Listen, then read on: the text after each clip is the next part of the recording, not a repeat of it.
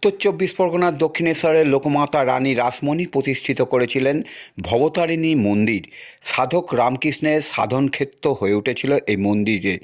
দ্বিতীয় দক্ষিণেশ্বর রয়েছে হুগলিতে। কয়েক বছর হলেও হুগলি জেলার গুড়াপের বারুল গ্রামে প্রতিষ্ঠিত হয়েছে মা ভবতারিণী মন্দির।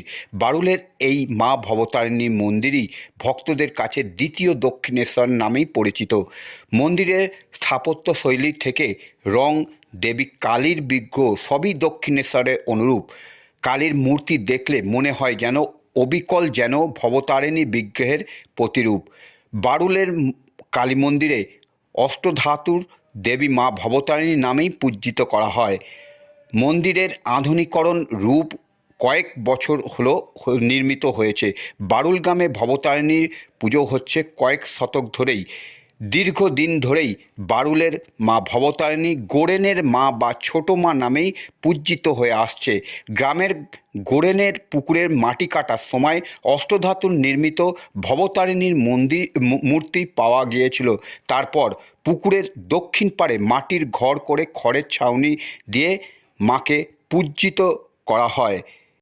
18 শতকের কোনো এক বিত্তবান মহিলা এই দেবীর স্বপ্নাদেশ পান। তারপর থেকে কলকাতা থেকে হুগলিতে ছুটে এসে পাকা দালান স্থায়ী মন্দির নির্মাণ করেন। অষ্টধাতুর কালী মায়ের বিগ্রহ আনুমানিক প্রায় 700 বছর ধরে পূজিত হয়ে আসছে।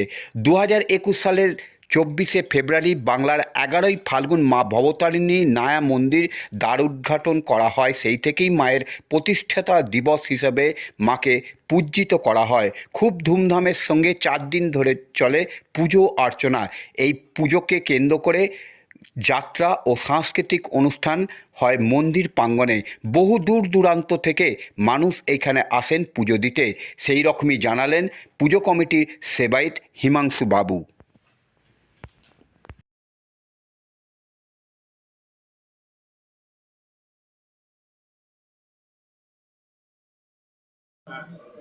আজকে কি কি হচ্ছে, মানে কতদিন ধরে চলবে? এটা যবে থেকে মায়ের পুনঃপ্রতিষ্ঠা হয়েছে, অর্থাৎ 2020 সাল থেকে 2021 সাল থেকে আরম্ভ হয়েছে মায়ের পুনঃপ্রতিষ্ঠা দিবস। অর্থাৎ মা নতুন করে সেজে গুজে এই মন্দিরে বসেছেন পুনরায়। সেই দিন ধার্য করে সেটা চিন্তা ভাবনা করা হয়েছিল এই 11ই ফাল্গুন। এই 11ই ফাল্গুন থেকেই একদম ফিক্সড ডেট ধরে আমরা মায়ের এই বাৎসরিক অনুষ্ঠানটা মেনভাবে পালন করি। এবার সেটা আরম্ভ হয় 10 তারিখ থেকে। প্রত্যেক বছর আমরা একটা প্রসেশন বের করি, যার মধ্যে গ্রামের লোক সানন্দে সেখানে বাজনা বাদ্যি সহ গোটা গ্রাম প্রদক্ষিণ হয়ে মায়ের দুয়ারে এসে সবাই প্রণাম জানায়। তারপরের দিন 11ই ফাল্গুন। এটা ধরুন এখন প্রত্যেকের সহযোগিতা পাওয়া যাচ্ছে, বা গ্রামবাসীর তরফ থেকে বা ভক্তগণের তরফ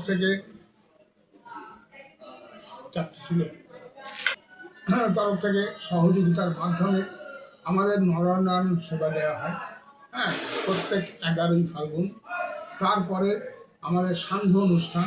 আজকে যেমন সান্ধ্য, এবছর যেমন 2026 সালে সান্ধ্য অনুষ্ঠানে আছে প্রথম দিন 11 তারিখে যাত্রা অনুষ্ঠান। সিমন অপেরার পূর্ব বর্ধমান কানলার আজকে যাত্রা করা হচ্ছে। পৃথিবীতে এসে আমি শূন্য পেলাম, পৃথিবীর বুকে আমি শূন্য পেলাম, এই যাত্রাপালা আজকে হবে। কালকে মায়ের মন্দির খুলে দেওয়া হবে সকাল 8টায়। 10টায় মহামৃত্যুঞ্জয় যজ্ঞ শুরু হবে। তারপরে আছে সান্ধ্য অনুষ্ঠান, কোজাগরি, অমাবস্যায় কোজাগরি। এই যাত্রা অনুষ্ঠানটি কালকে আছে। এটি পরিচালনার ভার দেওয়া হয়েছে গোপালপুর নাট্য সংস্থাকে। ওনারা এই অভিনয় দেখাবেন। আর তারপরের দিন অর্থাৎ 13 তারিখে, 13ই ফাল্গুন বৃহস্পতিবার 2026 আছে এক 4 ঘন্টা ব্যাপী বিচিত্রানুষ্ঠান। আমি প্রত্যেক ভক্তকেই বলবো, আপনারা আসুন, মায়ের এই আনন্দ ধারায়, 4 দিনের যে আনন্দ ধারা, আজকে আমরা পৃথিবীতে এবছরটা আছি, সামনের বছর আমরা কে কোথায় থাকবো, হ্যাঁ, মা কোন অবস্থানে আমাদের রাখবেন, এটা তো আমরা বলতে পারবো না। হিমাংশু চক্রবর্তী মায়ের একজন সেবক।